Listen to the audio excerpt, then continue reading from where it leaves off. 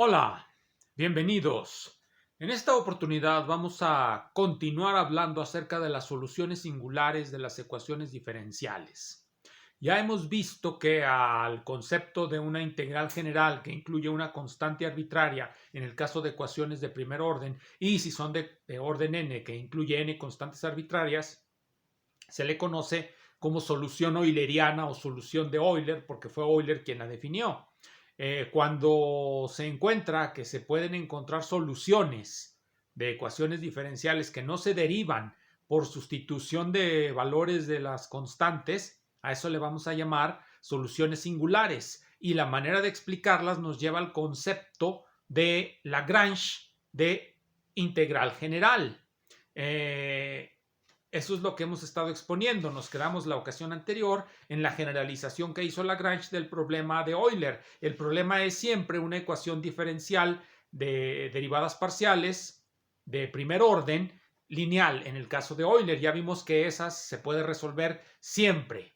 Ahora estábamos viendo la generalización de Lagrange y vamos a comenzar de ahí, en donde nos quedamos. Voy a hacer un muy breve resumen para hacer esto autocontenido. Ya para los detalles simplemente me remitiré al otro video. Entonces, vamos a empezar. Vamos a recordar la formulación de Lagrange. Lagrange. Solución singular. Vamos a empezar, pues, con el planteamiento simple del problema. El problema es así. Tenemos una ecuación diferencial dada de esta manera con tres variables, x, y y phi. Esta, por supuesto, va a depender de estas dos. Esta sería la solución, pero la incluimos aquí. Estas serían las derivadas de phi, pero vamos a mantenerlas como p y q. Se incluye una generalización, poniéndolo así, de p de x menos q de y. Estas, por supuesto, p y q van a depender de phi, de x y de y. Esa va a ser la generalización. Entonces la condición de integrabilidad va a asumir esta forma. Integrabilidad. Esa sería la condición de integrabilidad. Y de aquí, si nosotros suponemos que podemos despejar Q imponiendo esta condición, que es una condición de la teoría de la función implícita, nosotros podremos expresar Q de esta manera. Y al expresarlo de esta manera, y con ayuda de la condición de integrabilidad entre esta y esta, nos van a dar una ecuación diferencial para P. Muy bien, una vez que tenemos eso, la ecuación diferencial para P, que la escribí en la ocasión anterior, vamos a obtener una solución para P, que voy a escribir así, como I de x, y, phi. Esta sería la solución. Vamos a escribirla bonito, que se vea bien. Entonces Q va a ser una solución de este estilo, x, y, phi, x, y, phi. Y que vamos a poder reescribir como f de x, y, phi. Entonces tenemos estas dos después de haber resuelto la ecuación de la integrabilidad, la condición de integrabilidad. Teniendo eso, nosotros sustituimos aquí, aquí ponemos i de x menos f de y esto nos debe dar de n de x, y, phi igual con 0, y por lo tanto la solución de nuestro problema está dada así, donde esta es una constante arbitraria. Esa es más o menos la idea de la generalización que hace Lagrange. Por supuesto, en este caso las soluciones son muy complicadas, como expliqué en la ocasión anterior, mucho más que en el simple caso de la ecuación diferencial en el plano. Ahora, ¿qué hace Lagrange? Va a generalizar esto. ¿Cómo lo va a generalizar? ¿Cómo va a encontrar Lagrange las soluciones singulares de este problema? Va a suponer que esta constante, que la constante va a depender de las coordenadas. Y en eso va a consistir su famoso método de variación de constantes. Pero ¿cómo lo hace? Explícitamente. Vamos a colocar aquí cómo lo hace. Lagrange nos va a decir que la solución que habíamos obtenido, x, y, phi, va a depender de un parámetro que vamos a llamar a. Esa va a ser la constante. Por lo tanto, q, pues también va a depender de este parámetro, porque pues como vimos, la solución de q depende de la solución de p. Una vez que tenemos esto de aquí, pues evidentemente una vez haciendo las sustituciones adecuadas, se va a volver de esta manera. Pero como esto es la solución parametrizada, introducimos constantes dentro de nuestra solución. A veces aparecen de manera natural las constantes, otras veces uno las puede introducir. Una vez introducidas, llegamos a esta parte de aquí. Esta es constante. Ahora sí viene la idea de Lagrange de hacer esta variable. Cuando lo hace variable, vamos a borrar esto de aquí. Ya no necesitamos más nada. Cuando hace esa cosa variable, le vamos a poner una rayita aquí. Esto se va a volver de n menos la parcial de n con respecto de a, y va a ser igual a de phi menos i de x menos f de y. Lo interesante, eso es lo que vio Lagrange, es que esto sigue siendo cero. La solución, la de esta parte de aquí, sigue siendo cero, sigue siendo lo que ya se conoce. Por lo tanto, se llega a esta ecuación de aquí. Menos de n de a es igual con 0. Esto implica, de entrada, que n, como vimos la vez pasada, en lo que nos quedamos, que n va a depender de a, x, y, phi. Y esta va a ser la solución singular de Lagrange. La solución que incluye Lagrange. Y esta va a ser lo que va a permitir la generalización del concepto de integral que había manejado Euler. Pero el concepto se ve única y exclusivamente en las ecuaciones diferenciales parciales. En las ecuaciones diferenciales ordinarias, el concepto de solución con constantes por variación de constantes sigue siendo muy parecido al concepto euleriano, pero donde se ve su potencia es obviamente en las ecuaciones diferenciales parciales. En esto nos quedamos la vez pasada, en esta parte. Esta es la solución de Lagrange. Dijimos, ¿por qué depende de esto? Porque vean, nada más aparece el diferencial de a. Cuando aparece nada más este diferencial indica que esta función únicamente depende de esto. Todos los demás diferenciales colapsaron gracias a la idea de Lagrange, de introducir esas constantes y mantener esto fijo. Esto nos recuerda la teoría de perturbaciones que ya hemos visto. La primera aproximación en teoría de perturbaciones siempre va a ser por variación de constantes. Entonces, esa es la solución que tenemos. Pero hay algo más. Hay algo más. Inmediatamente veamos esto. Aquí lo voy a poner. Hay dos maneras de mantener esta generalización. Si yo hago este 0, para volver a la integral original, si yo hago este 0, entonces tengo el caso de a igual a constante. Es el caso euleriano. Si yo hago esto 0, entonces tengo el caso de Lagrange. Y estas dos ecuaciones, cuando se elimina de estas dos ecuaciones el parámetro a, nosotros vamos a encontrar las soluciones singulares. Esa sería, pero obviamente esto tiene un nivel de abstracción muy alto. ¿Cómo es como se llega a un nivel de abstracción menor? Vamos a volver al caso de las ecuaciones diferenciales de orden 1, porque ahí, bueno, y vamos a ver el caso más sencillo, porque tiene solución. De hecho, podemos resolverlo de manera exacta. Bien, pero vamos a ver cómo nos lo presentan en la literatura estos casos. Pueden ir y consultar cualquier libro de cálculo diferencial en donde aparezcan ecuaciones diferenciales. Yo uso el de Piskunov, cálculo diferencial e integral, en esta versión que es la versión, la traducción española. También de Almírez, es igual. Bien, ¿qué vamos a buscar? Se van a ir a buscar el capítulo sobre ecuaciones diferenciales, que es el capítulo 13, la página 547, y ahí van a ver de manera acrítica, y les voy a explicar qué quiere decir esto de acrítica, la aparición de la problemática de las concepciones de Lagrange y de Euler.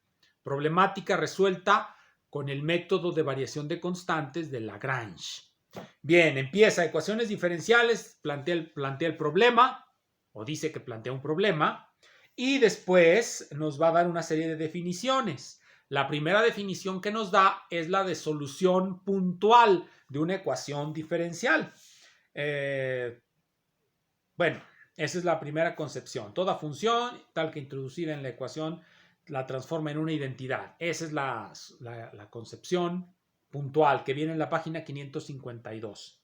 ¿Dónde introduce la integral general? Bueno, pues cuando introduce los famosos problemas de contorno o problemas de valores iniciales, que es en el siguiente apartado, también de la página 552, y es en la 554 donde nos dice lo que es una solución general o integral general de la ecuación diferencial ordinaria. Es el concepto euleriano de solución. Bien, una vez que nos da ese concepto euleriano, pues nos explica en qué consiste el concepto euleriano.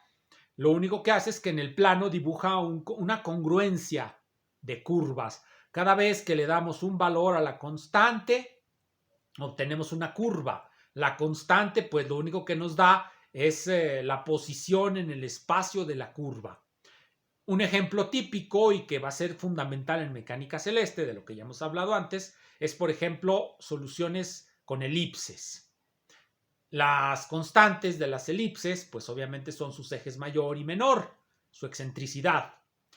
Cuando variamos la excentricidad, pues obviamente variamos la forma de la elipse. Se hace más grande un eje, se hace más chiquito el otro, se puede hacer estirada, se puede hacer muy, muy gorda, etc. Eso es lo que hacen las constantes. Desde el punto de vista físico, cuando Lagrange introduce su método de variación de constantes, que es la primera aproximación en teoría de perturbaciones, lo que hace es modificar la forma, por utilizar una palabra que les gusta a muchos, pero que yo no sé por qué la usan, si topología es una teoría de conjuntos, pero como que le ven forma a la topología. Entonces, cuando hace variación de constantes, cambia la curva, se mueve de una parte de la congruencia a otra parte de la congruencia. Bien, entonces eso es lo que les explica generalmente lo que significa la integral general. Luego viene ecuaciones de variables separables. No resuelve el problema general de la ecuación de primer orden, sino que da muchos ejemplos. Supongo que porque quiere ser didáctico, cuando uno quiere ser didáctico, pues da muchos ejemplos en lugar de generalidades o de soluciones generales donde se introducen funciones arbitrarias que luego los estudiantes no saben qué hacer con ellas. Bien,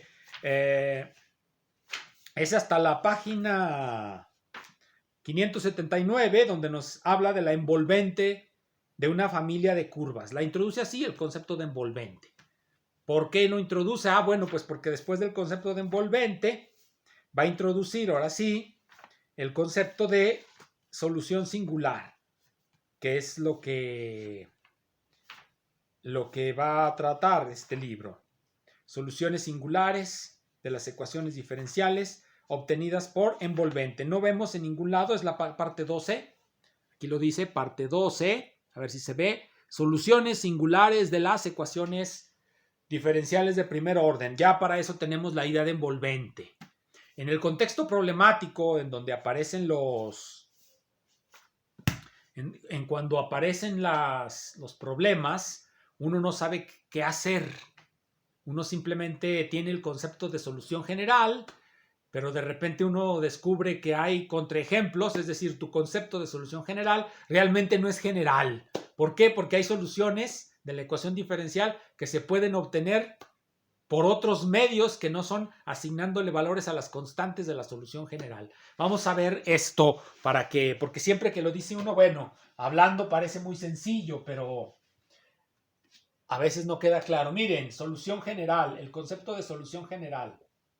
Solución general para una ecuación diferencial ordinaria es este. Aquí está la constante, aquí aparece una constante. Le vamos dando valores a esto, vamos a suponer que esta es nuestra congruencia de curvas. ¿Por qué se llama una congruencia? Por la forma en cómo están arregladas, están acomodadas de esta manera. Y cuando están acomodadas de esta manera le llamamos una congruencia. Esta es un valor para la constante, este es otro valor. Es decir, como ustedes pueden ver, pues cada vez que le damos un valor a la constante nos movemos de una curva de la congruencia a otra. ¿Cuál es o dónde está la envolvente? En general, las envolventes se definen como curvas que son tangentes a la congruencia. Es muy fácil. Vamos a dibujar una congruencia de círculos. Vamos a suponer que tenemos estos círculos. Estas de aquí son envolventes de esa familia de círculos. ¿Cómo obtuvimos esta familia de círculos? Variando uno de los parámetros de la curva. En este caso podemos ir variando el origen. Aquí vamos variando el origen de la circunferencia, es lo único que vamos variando y vamos trasladándola.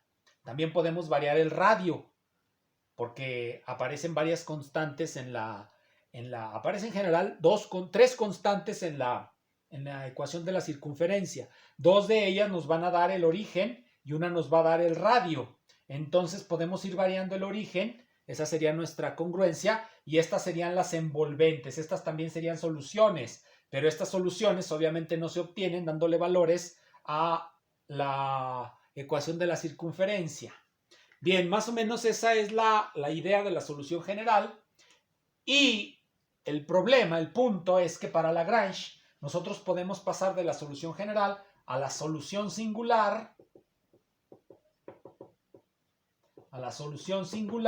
Simplemente haciendo que la constante varíe. Ya tenemos pues la solución singular cuando hacemos que la constante se ponga a variar. Obviamente, como ya dije, lo didáctico está siempre en poner ejemplos. Vamos a ver a otro tratadista de estos temas. En este caso es este libro, es el volumen 2. Este es un tratadista viejo. Es el Cours de Análisis de Sturm, Charles Sturm. Cours de Análisis de la École Polytechnique. Miren, aquí se los pongo. Ahí viene el nombre, Charles Sturm. Este también trata esto, es en la lección, en la página 62, lección 49. Lección 49, donde nos va a hablar de, bueno, comienza con una afirmación. Dice, toda ecuación diferencial de primer orden admite una integral. Este es el teorema que los tratados de cálculo omiten. Toda ecuación diferencial de primer orden admite una integral. Y para decirlo en términos ya más modernos, de la matemática más moderna, bueno, no tan moderna.